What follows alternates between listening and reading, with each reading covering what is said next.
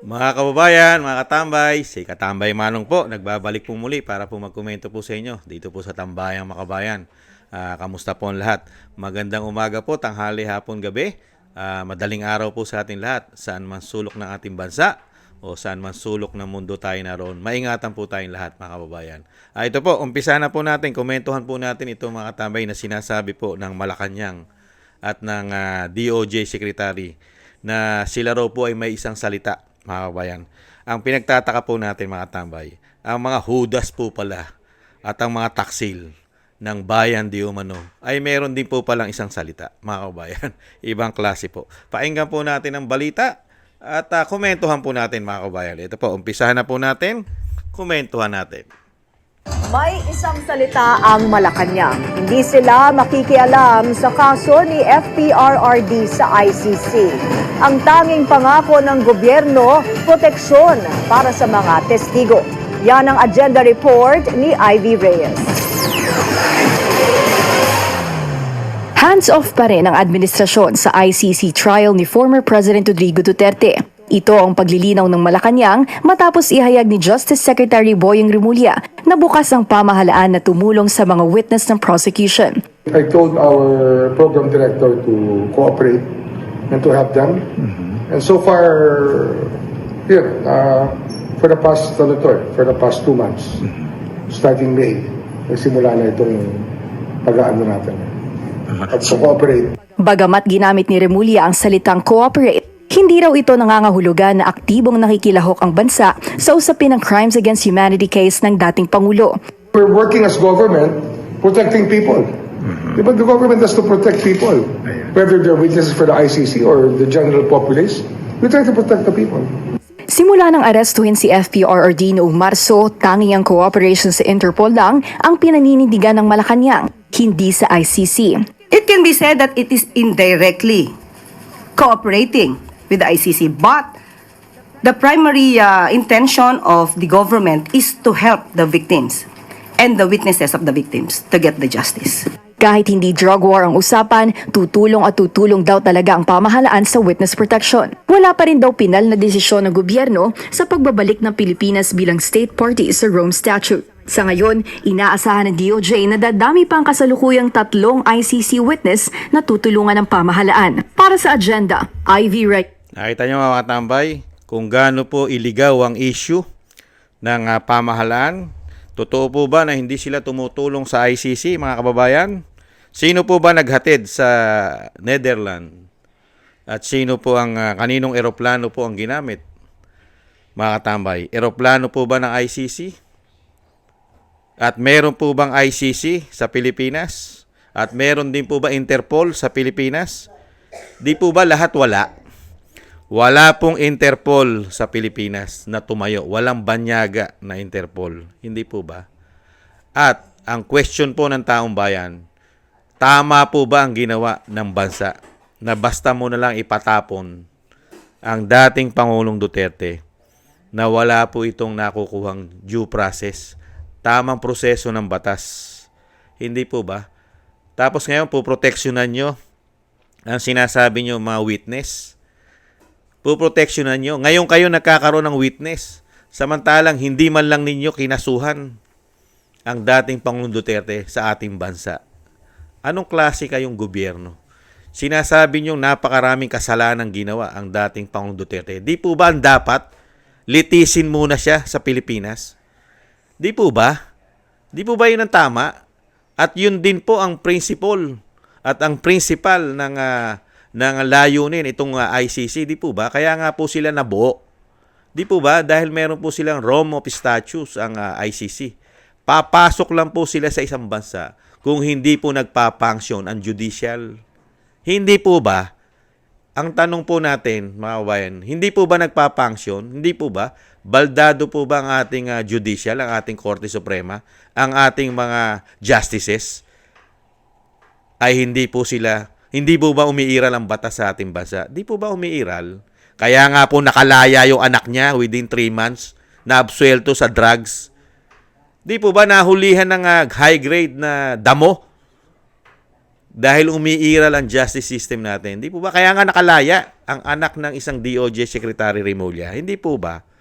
Yun nga po yun ang malaking question ng taong bayan. Tama ba ang ginawa ninyong proseso?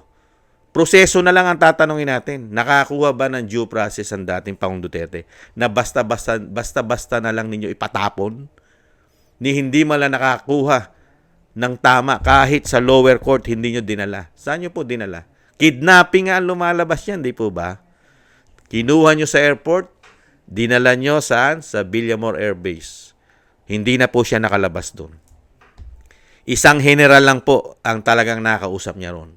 Isang general, wala po siyang nakakausap na piskal, judge, doon sa loob ng Villamor Air Base. Hindi po ba? Tapos pinasisinungalingan nyo na hindi kayo kailanman tumutulong sa ICC, sa Interpol, kayo tumutulong. Di po ba?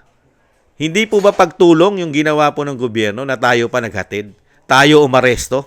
Walang ICC, ang dala-dala lang po na isang general, cellphone, ibinabasa niya lang po yung sinasabing warrant of arrest na galing sa ICC. At wala pong ICC doon. Puro Pilipino po. Puro po Pilipino ang nahandon. Mga naghudas, taksil, hindi po ba? Kaya dito po, masyado po tayong binobobo ng isang DOJ secretary. Hindi po bobo ang mga Pilipino.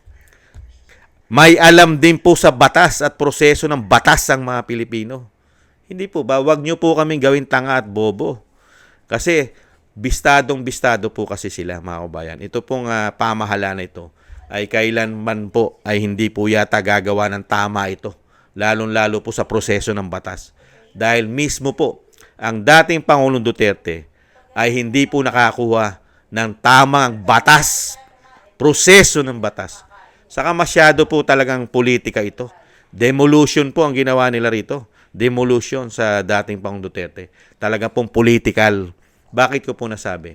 Meron na po tayong nakita Meron na po tayong nakita na mga pangulo na nagdaan sa ating bansa na nakulong. Nakulong dahil naakusasyon. May mga akusasyon na pandarambong. Di po ba? Kung tutusin, bitay din ang hatol dyan kung may bitay ang bansa. Dahil mga pagnanakaw. Di po ba? Plunderer. Di po ba? At napakarami pang pwede ikaso. Bakit po hindi ipinatapon yan? Bakit sa bansa natin nilitis? At binigyan po yan ng special treatment. Sige nga, dahil dating commander-in-chief ang mga yan. Di po ba? Kauna-unahan na po si dating Pangulong Estrada. Di po ba? Na-akusasyon na po yan. May akusasyon po yan sa mga number 1 sa weteng. Di ba? Kaya nga tinatawag anak ng weteng. Di po ba, mga kabayan?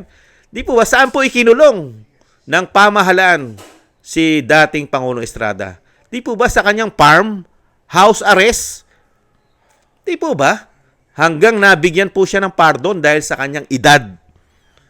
Di po ba nakalaya? Patong-patong din ang kaso. Di po ba? Ganon din po yung isang presidente na si dating presidente Gloria Arroyo. Di po ba? Isang damukal din po ang ikinaso nila dyan nung panahon po ni Pinoy. Di po ba pinakulong din yan ng gobyerno? Saan po pinakulong? Air condition. Marami pang kasamang nurse at doktor. Hospital arrest. Hindi po ba? Hospital arrest. Kasi binibigyan po ng special treatment kasi naging commander-in-chief. Di po ba? Respeto. Bakit pagdating po dito sa isang taga Mindanao na napakaraming ginawa sa bansa, lalo-lalo po nung panahon ng COVID-19? Di po ba? Kung wala pong magaling na pangulo na katulad po nung taga Mindanao, saan po tayo kukuha ng isang damukal na gamot ng COVID-19? Sige nga. At ito pong gumagawa po ng kawalang hiyaan sa kanya, di umano. Ito po mga naghudas at mga nagtaksil sa kanya. Mga nakinabang po ito sa COVID-19 vaccine.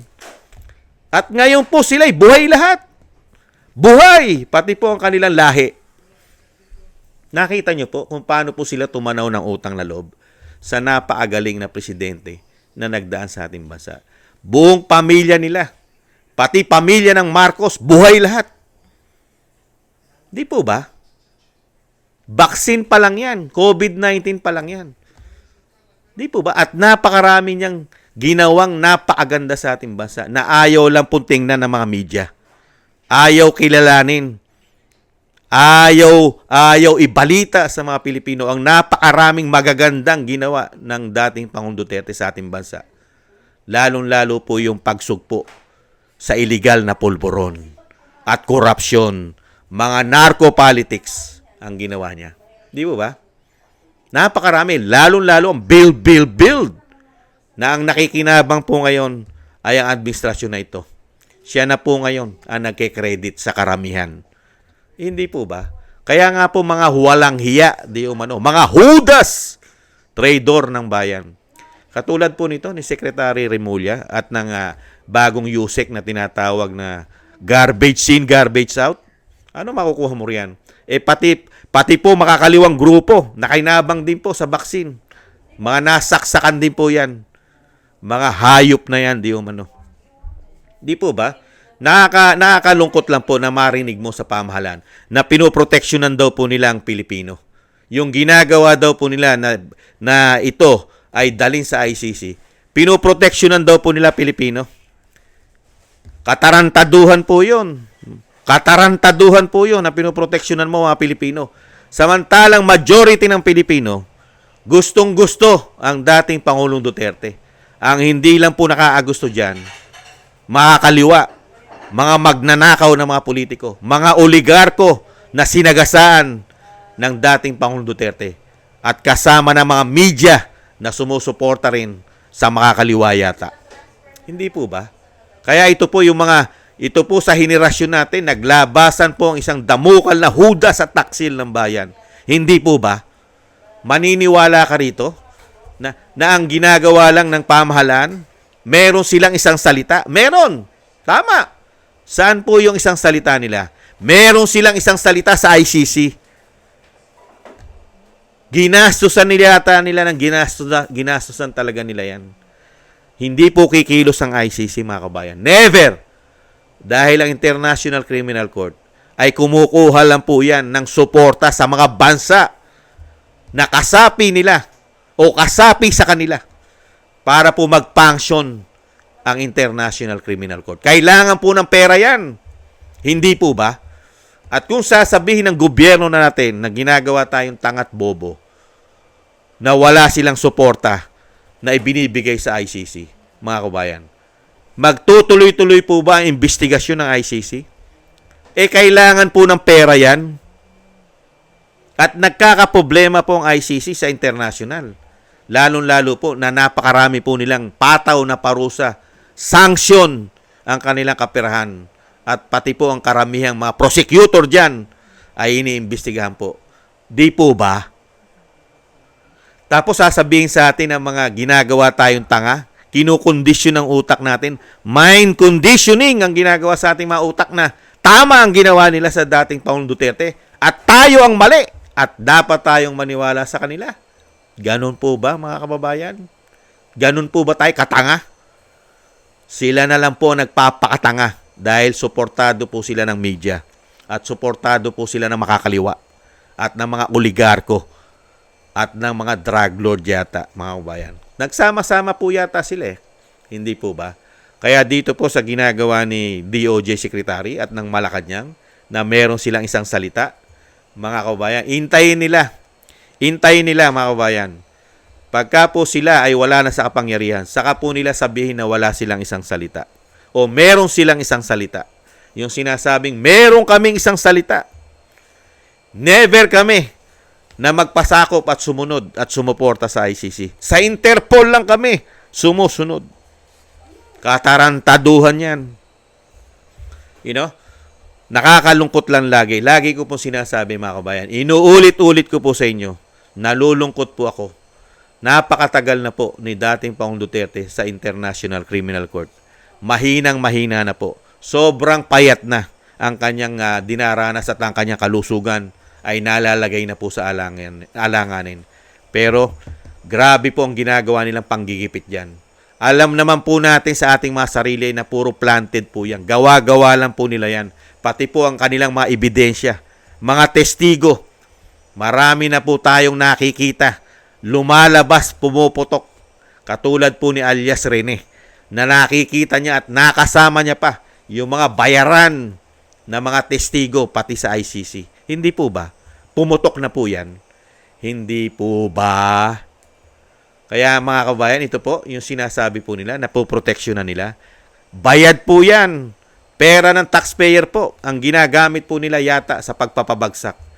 Politika.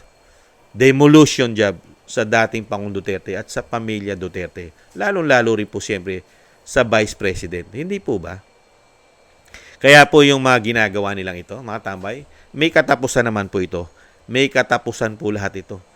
Nananatili lang po tama ang ginagawa nila dahil nananatili rin po tikom ang bibig. Ano po? Ng ating justice system. Pagdating po sa pamilya Duterte, tikom yata ang bibig ng justice system natin.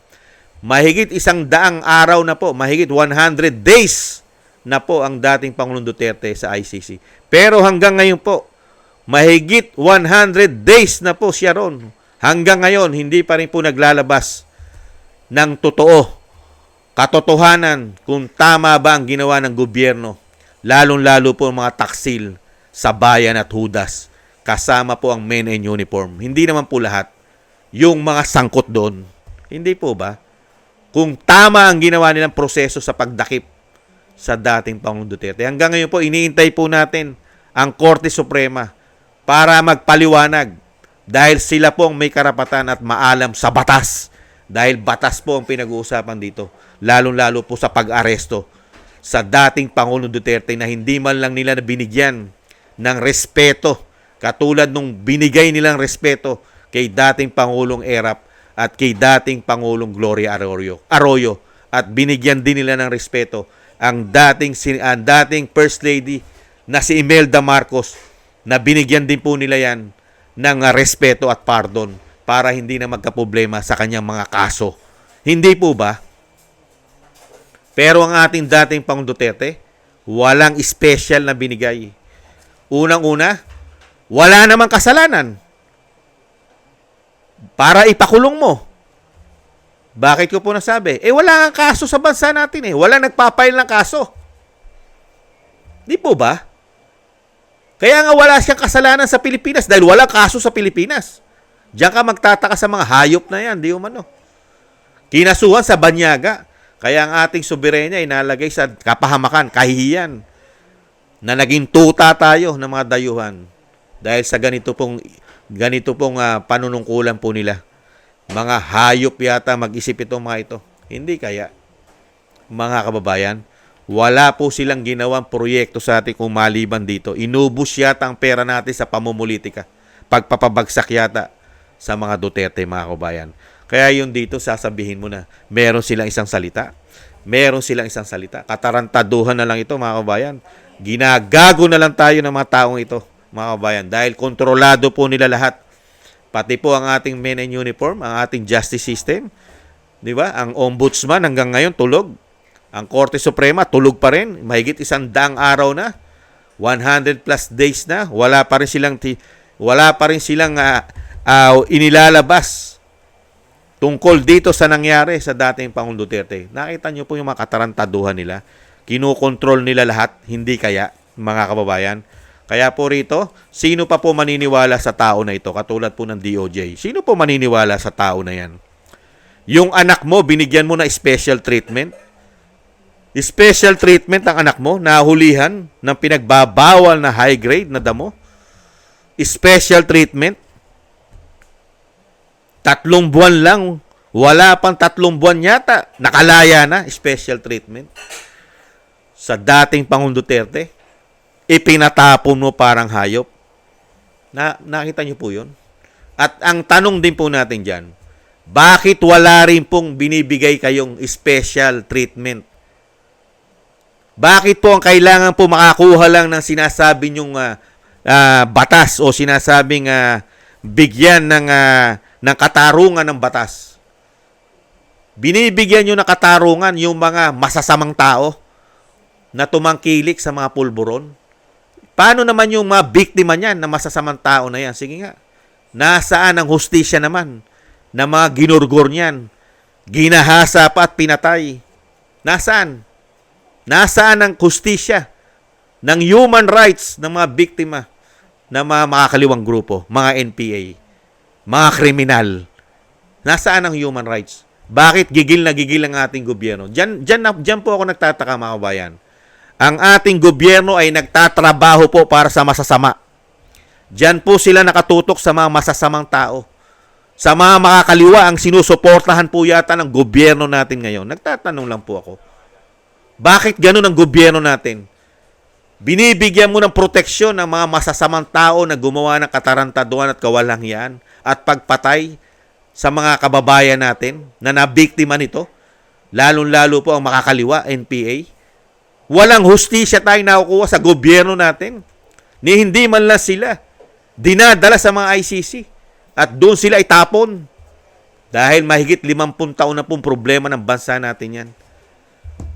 Kaya nakaka-high blood lang po, mga kabayan, ang gobyerno natin ngayon. Hindi katulad ni dating Pangulong Duterte, ang pinoproteksyonan niya ang human rights ng matitino, mabubuting tao, mabubuting mamamayan. Pero sa panahon po nila ngayon, mas pinoprotektahan po ang human rights ng makakaliwa na gumagawa ng masama sa ating bansa. At pati po ang mga addictus, mga gumagamit ng pulburon, mga kriminal. Galit na galit po sila. Pag ginagawan po o nalalagay po sila sa bingit ng alanganin dahil sa paggawa nila ng masama. Kailangan bigyan ng human rights. Katarantaduhan. Ganyan po ang utak po ngayon nila. Mga utak biya. Di umano. Matatalino pa naman. Sobrang talino saan? Sa kawalanghiyaan. Yata, mga kabayan. Yan po, mga kabayan, ang ating komento dito po sa napakagaling na DOJ Secretary at Malacanang at yung sinasabing garbage in, garbage out. Yan po ang napakagaling na mga taong gobyerno ngayon. Nagkaroon po tayo ng ganitong klase na DOJ Secretary, mga kabayan, sa history po ng kasaysayan ng ating bansa. First time nangyari na isang presidente ni walang hiya ipinatapo na parang hayop, mga kabayan. Huwag sanang dumating sa kanila ang mga pinaggagawa nila sa dating Pangulong Duterte. At syempre po, isama rin po natin sa panalangin at dalangin ang kalakasan po, mga kabayan. Ang kalakasan, buhay ay madugtungan pa ng dating Pangulong Duterte. Dahil umihina na po siya, sobrang kapayatan ayon sa Vice President at napakahina na pong kumain, mga kababayan. Napakasama po ng mga tao na ito. Yung interim release na hinihingi, yung pansamantalang kalayaang hinihingi, ay ayaw nilang ibigay dahil po yan ay sabwatan, di umano. May pera po kasi yan. Pera, sabwatan, mga kabayan. Unti-unti po nilang pinapatay ang dating Pangulong Duterte sa sobrang pamumulitika.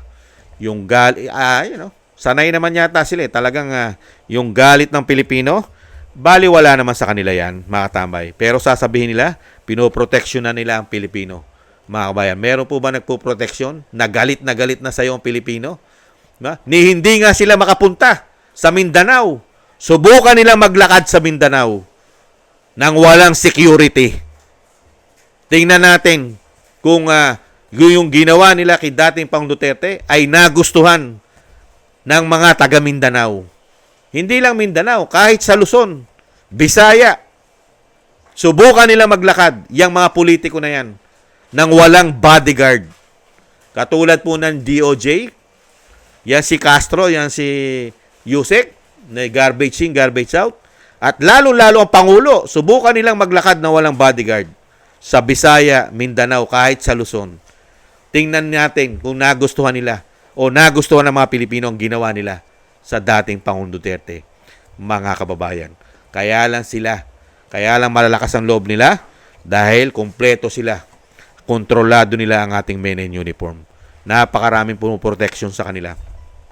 At sana rin po, makita rin po natin isang araw, itong mga hudas na ito, mga nagtaksil sa bayan di umano, na makita po natin ang kanila naman pong ginawang katarantaduhan, yung hustisya. Makita po natin na umiiral ang batas sa kanila. Sa kanila naman po natin makita yung ginawa nila sa dating Pangulong Duterte. Thank you po mga kabayan sa mga nagusto po natin tambayan mga kabayan sa YouTube at TikTok. At ganoon din po sa mga nagko-comment, like, share, and subscribe. At syempre po sa mga subscribers natin mga kabayan, maraming salamat po sa inyo. At isama po natin sa dasal at panalangin ng dating Pangulong Duterte ang kanyang kalakasan mga kabayan. At syempre po, thank you rin po sa mga nagbibigay po ng biyaya sa inyong lingkod. Shoutout po, Kingston 123 ng Hong Kong, Eric Hershio ng Canada, Jake Yahut 4531 ng Maisog, California, USA, si Jake Yahut, Gina Ray Solidides ng Berlin, Germany, Julieta Silona ng Sydney, Australia, Baby Roman, Ate Isa ng Cagayan, Jem Aris ng United Arab Emirates, Jobilin Watanabe ng Japan, ako si Pilam, si Annie Joe, Teodorico Erguisa Jr., si Arfel Villacorta, Wills Bubbles 5697, Rosalina RK Team 888, si Michelle Yamaguchi Vlog, si Norma Garcia. Thank you po sa inyo mga kabayan sa mga biyaya po na inyong pinagkakaloob. Ingat po kayo, lalo po sa inyong paggawa. At bago po tayo magpaalam, yung lagi ko pong inuulit, lalo po ngayon, kailangan po natin na magkaisa, na isama po natin sa ating mga panalangin at dasal na maingatan po, madugtungan po ang buhay ng dating Pangulong Duterte at makasama pa po natin sa ating bansa sa lalong mabilis. Maraming salamat po mga kabayan. Sa muli po, tayo rin po, doble ingat. Bye-bye!